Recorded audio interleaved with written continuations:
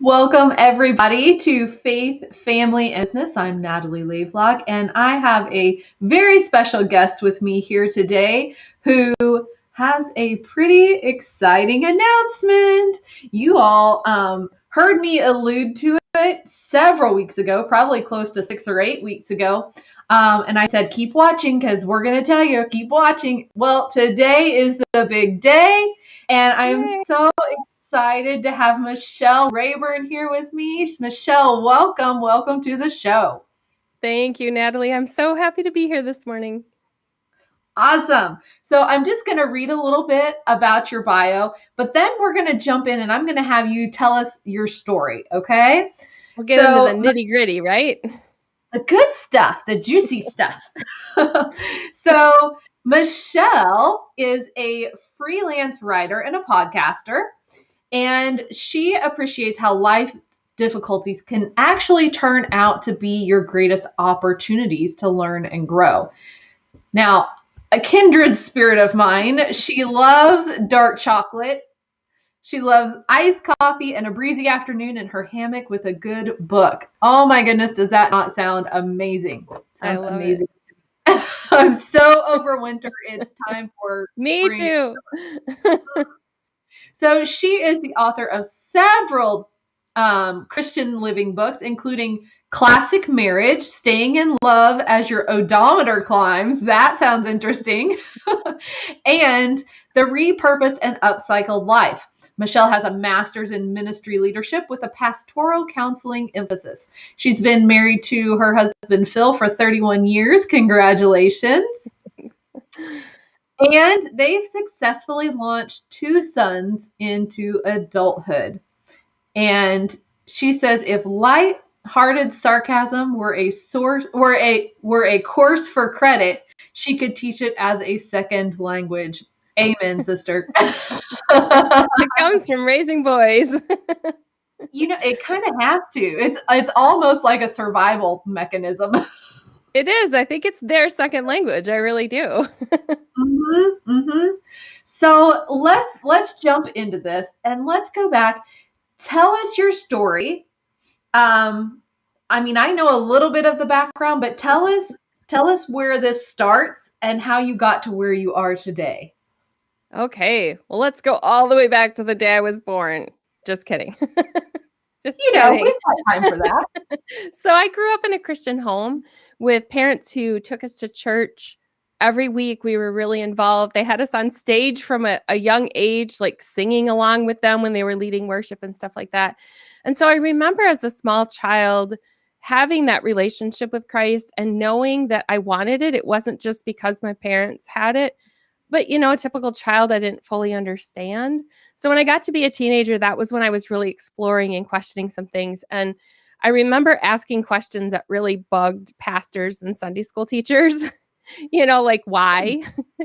I skipped from 3 to 16 and started asking why. It wasn't until I got into college that I really started to get involved in Bible studies, in a campus organization, having somebody discipling me. That was when I really started to dig in and answer some of those questions of why do I believe what I believe? So getting into what we call apologetics and thinking about that. It also is when I got married. I got married at 20, so I wasn't fully mature. And yet I thought I was so mature when I got married at 20. And looking back now, one of the things that really developed into having a repurposing focus is I could see that even people who grow up in the church who don't necessarily have like this dramatic before and after, like I wasn't partying in college and all that kind of stuff, still I can look back and see that there was some dramatic changes that God needed to make in my life. And one of those was that I had developed this perfectionist, holier than thou kind of attitude about other people, including being very closely aligned to what the Bible gives, the information the Bible gives about Pharisees. And so it wasn't until I was in my 30s where I could really look back at my 20s and say, okay, I was that person standing there just like a Pharisee in the Bible, pointing at someone else and saying, I'm really glad I'm not that person. God had some significant work to do in my life just because of that attitude. every single one of us has that kind of work to do in our lives. So that's like a nutshell of my journey. From my mid-30s until now, it's been God challenging me to step outside of the judgmental attitudes that I have in my heart, the things I think about other people, really giving me a heart for people who are struggling, a heart for people who are walking through hard times, maybe even hating God at that moment. And so that's where this whole repurposing thing really came in play with my whole spiritual journey. Awesome. Awesome. So let's talk about, kind of your career journey and tell us how that progressed. Cause we have a little bit of a similar story and I would love for you to hear that. Yeah. My mom was a nurse. I don't know. Did you have a nurse in your family when you became? No, not that. No. Mm-mm. So my mom was an LPN, and this was back in the day where HIPAA wasn't so much a thing. You could take your daughter to work pretty much any time. That just doesn't happen now. So she would go and work the night shift at the nursing home, and she had permission for me to come with her as like a young teenager and shadow her. So I decided I wanted to be a nurse because I watched my mom, and my science teachers told me I was good at science. Later in high school, my guidance counselor pushed me towards that career. There were openings galore. They were paying thousands and thousands of dollars of bonus money for people to become nurses. So I went into nursing. I was a registered nurse and worked on a cardiac floor. And I worked through, I was pregnant, and I had thought at first, I'm going to the hospital is a wonderful daycare. I'm going to have my kids at the daycare, and I'm going to continue this career. I had big ambitions. And then somewhere in the middle of that first pregnancy, I had this thought I wanted to stay home. And I didn't know how we were going to survive financially because I earned 2/3 of our family income at that time. But God nudged me, and we eventually bought a home that was affordable on one income. And then I did stay home. I was casual for a little while and then completely left that career by the time I had my second son. Wow. Wow. So tell me a little bit, because, you make it sound so simple, but what was it like having to make that decision and to say, oh, I'm actually going to walk away from this? I was terrified by that decision because, well, first off, I had people telling me, you have a 4-year college degree, you're throwing it away. I would have to repay part of the bonus I had received because I hadn't fulfilled all of the time that I was supposed to work in agreement with that bonus. I knew that it was going to be a struggle to figure out how we were going to make it on one income because anybody who's fed babies and put diapers on them knows that that's very costly. So there's so many of those things. And it seems like every time in my life I've had to make a big financial decision like that, something major breaks or some tragedy happens that is a financial blow. And it makes me question God, like, was I supposed to do this? So for us, it ended up being, I had to apply after leaving that job, had to apply for what I don't even know if it's still called that, but it was WIC checks at that time where you could get formula and baby food and milk and cheese and stuff like that. And I remember standing in the checkout line at the grocery store, and one of my nursing school professors came up behind me. And I felt, I'm going to get emotional thinking about it. I felt such shame as I laid those checks on the checkout line. And she asked me, "What are you doing? Why aren't you working as a nurse?" That made me question everything I had done for a little while. I'm just speechless. You didn't tell me I was gonna have to cry today on air. You don't have to cry, and at the same time, it just goes to show that when we step out in faith, there is no guarantee that it's going to be sunshine and roses on the other side. Right. There's no guarantee that the path is just going to be paved in gold, right? We have to sometimes go through some things before it begins to turn around. And one of the things when you were telling your story that came to my mind was a book that I had read. It was called If You Want to Walk on Water, You've Got to Get Out of the Boat. And it talks about how when you know that God is calling you to do something bigger than what you've ever done before. And it's requiring a ton of faith, like every ounce of faith you have to say yes to that. Something will show up in your life called a border bully. And it's usually a person or a thing that's going to try and come in there and sabotage the plan that God's put before you. Wow. And I think it's kind of, the attempt is to sabotage. Where that comes from, I don't know. But sometimes I think it's God saying, what is your even if? Yeah. Even if you have to go on WIC for a couple of months, like, are you still going to do what I asked you to do? Yeah. I think there are people that, are called to be in that full-time career. I thought that was me. I thought nursing was my full-time career. So when God switched that and really revealed the calling, it wasn't that he gave me a better path from someone else. He just gave me the better path for our family. So for me, leaving my career as a nurse was the better path for our family. And that was hard because of not only the financial part, but also I questioned some days whether I was really meant to be with little children. I did. Like, I'm just not a baby person, really. So there were days where I thought someone else is way more qualified to take care of these kids than I am. While I was at home, then I started to develop some hobbies that would give me some time away. And one of those was going to garage sales and buying things that I could get for a quarter and repurpose into something for our home. So I would refinish furniture, tables, paint things, pick up trash, and turn it into treasure. And eventually, this longing to have some sort of connection with other women led to a blog. So I started blogging about before and after projects, which eventually turned into the whole repurposing thing, which was a journey I didn't think I was going on when I started going to garage sales. That is awesome. I love how when we can look back on things, it's God lets us explore something that we don't really see the purpose or the value. We're like, oh, that's a hobby. And then he's like, and now look at this. Look at what we're going to do with it, right? So you get to explore it and think that it's your idea and you're excited about it. But God's like, I had this planned all along.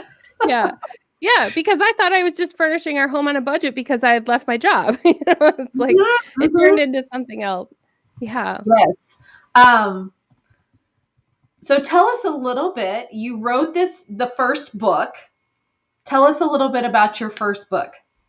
The Repurposed and Upcycled Life, When God Turns Trash to Treasure, came out of that idea from blogging. When I was showing these before and after projects, I realized that every one of us is a before and after picture of what God has done in our life. For me, it was removing this legalistic heart and changing me into a softer person. For some people, it's healing wounds from the past, from abuse. Every one of us has a different before and after story. So I told mine in the Repurposed and Upcycled Life with a little humor thrown in and some application for people to do at home. But then I realized there are so many more stories. It's not just about me. It's just not only my story. So in 2018, I decided to start a podcast where I would feature my story, but other people as well. So I brought on guests and started to have them tell their before and after story, which eventually led to me deciding I need to write a book where I have other people's stories in it. And that is what became Life Repurposed, which has just released. And your story is in there. Yay! I was like, yay, when I saw your story too. I love that. And we just let the cat out of the bag. So was I supposed to wait? Let's talk about this. So Life Repurposed is now live. It's out into the world, right? Yes. And talk just for a minute about one. I want you to talk about the vision for what you see people are going to do or have once they read this book. Yeah. Then I want to talk a little bit about what else you're doing with the proceeds from this book. Okay. Okay.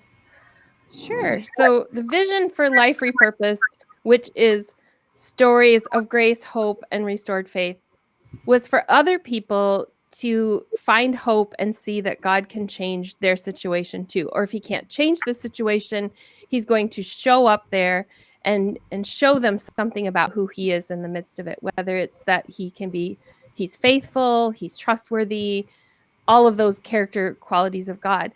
I realize that there are times when someone picks up a book and they start reading and they don't resonate with an author at all. So I know, been people who have picked up my first book and gone, ugh, I do not like her. She's just not my style because my story is not their story. So for some people, if you haven't grown up in a Christian home and you start to read my story, my struggles sound petty to some people.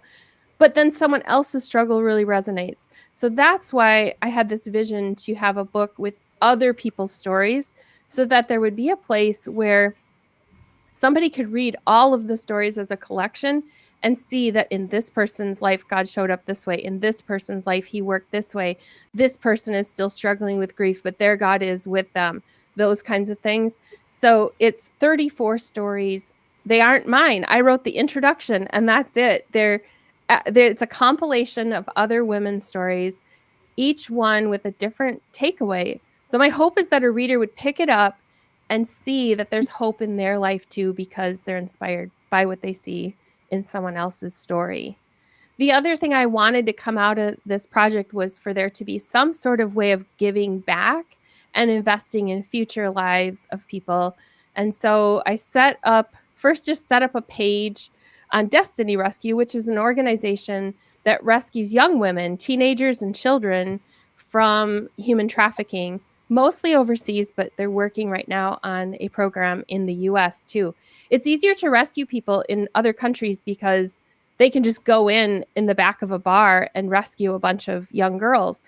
In the US, there are rules about wearing a body cam and filming and all those undercover things that have to be done. So law enforcement has to be involved. And sometimes people get tipped off before they can go in and rescue. So they're working on that different angle for the US.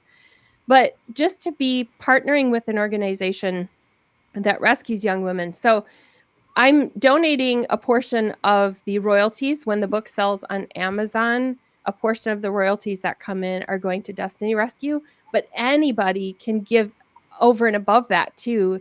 There's a page set up where anybody can make a donation to Destiny Rescue as part of this project to go above and beyond the book sales. So that's exciting. We've already had some donations come in that way too.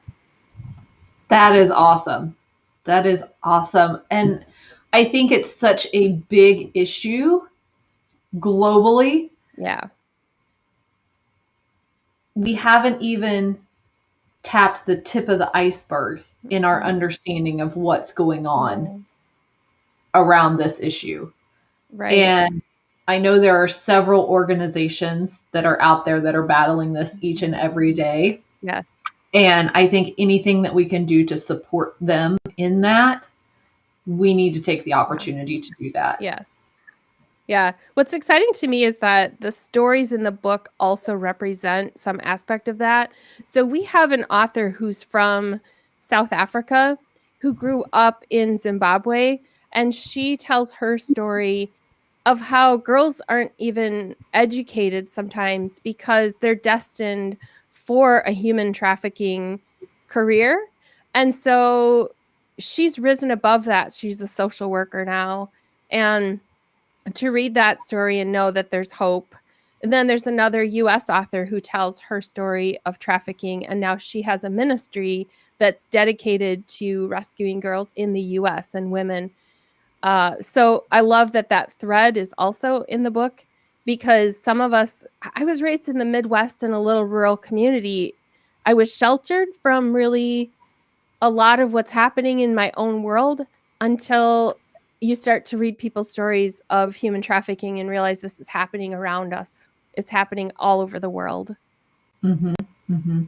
Yeah, I recently read an article that one of my friends posted in Facebook, and it was about, I believe it was about over in China, some of the things that women had experienced as a result of being trafficked and imprisoned and tortured over there. And I read it months ago, and rarely does a day go by that I don't think about that. And those types of stories, we can choose to try and block them from our mind, so we don't have to think about that, because we don't think there's anything we can really do about it. Or we can have that heart of compassion. Yeah. And we can choose to get involved.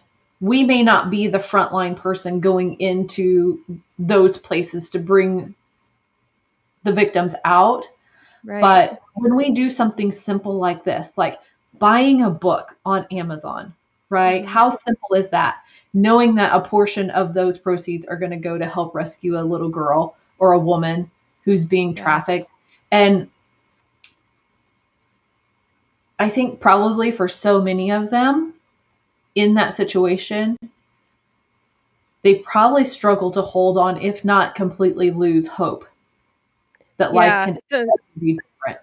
Right. Destiny Rescue helps them then to start over, and they will rescue boys and men too. It's not just women, but they have this central mission for women, but there are times when they might discover that it's both boys and girls that are being trafficked, but they give them a restart. They help them to find meaningful work and to start over, and then they share some of those stories on the website about what life is like for somebody who has started over. And so I love that, because it gives hope in knowing that even though there's icky stuff happening all over the world, that it's like one person at a time we can make a difference.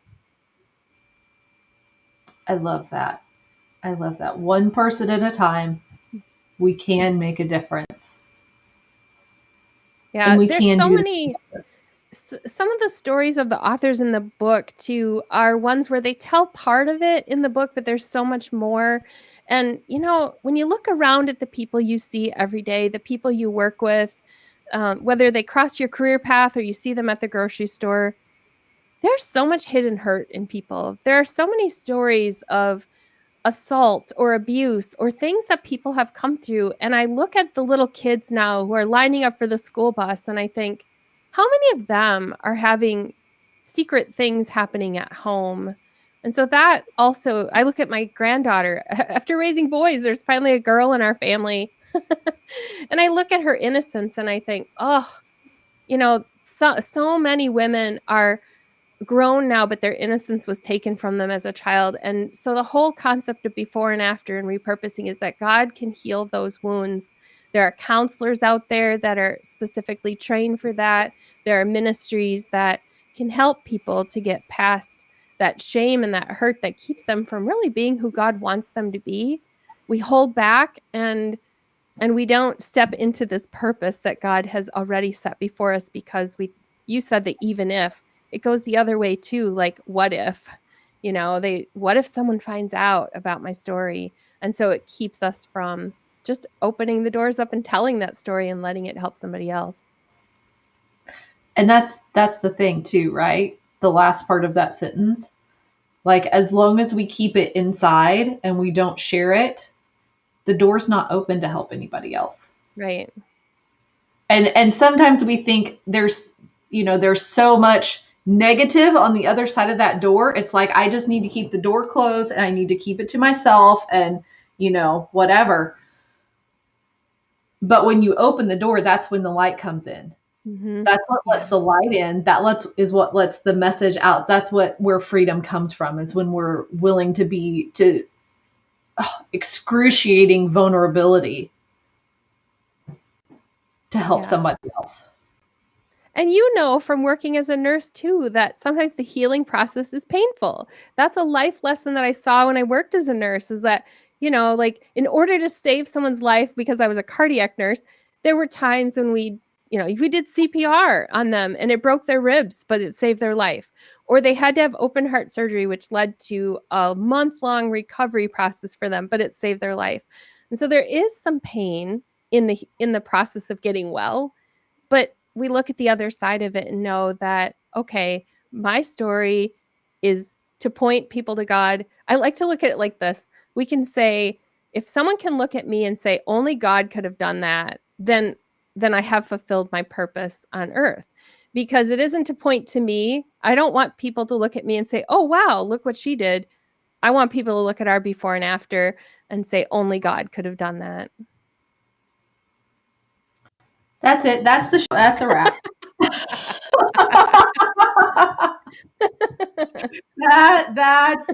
That's about all that needed to be said, Michelle. That was awesome. So I'm not even going to ask you for last words because that was perfect what you just said. I'm just going to ask you to say one more time where people can find this book, because I believe that God asks us or gives us the opportunity to allow our lives to be purposed and repurposed for His purpose. And so, I believe that this book is going to give our audience the opportunity to see that for themselves, to experience it for themselves, because I know that there's going to be a story in there, if not multiple stories, that will resonate with them. Yeah. So tell us one more time where they can find that book. So if you have a favorite book platform and you like to shop in a certain place, you can just look for Life Repurposed and you'll find the book. But if you want to read more of the author stories, you want to find out more about the book, Natalie's bio is there and a little quote from her. That will be at liferepurposedbook.com. So liferepurposedbook.com.